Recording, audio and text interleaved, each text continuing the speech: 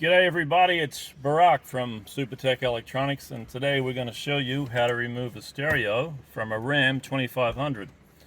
Now, the tools you will need is a 7mm socket and a T20 screwdriver and a plastic spudger. Okay, the first part we're going to remove is this part here.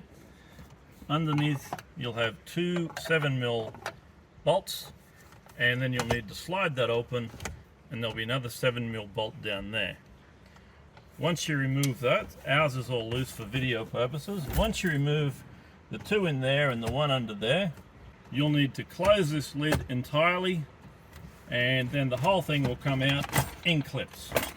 It is connected by a cigarette lighter socket. You'll need to unplug that and just move it to the back for the time being. Up the top, you'll have two Phillips head screws. You'll have another 7mm screw in there. Once you remove that, the whole thing will come out. It's on clips. Okay, once you've got this loose, the air vents are both going to have a Phillips head screw at the top. You'll need to release that. Take that one out there. And then that one will come off. And now the whole thing will fold forward out of the way. Okay, back to our 7mm socket.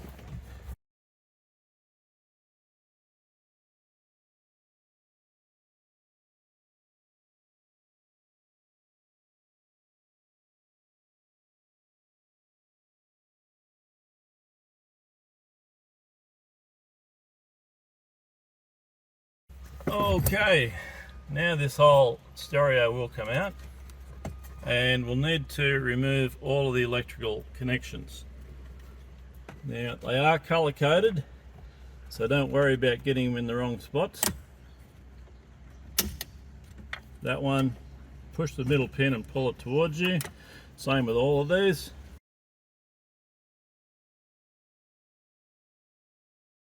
Okay, this guy here has a little clip on the end. We'll need to fold that out. Okay, and that is ready to send off to Supertech Electronics for repair.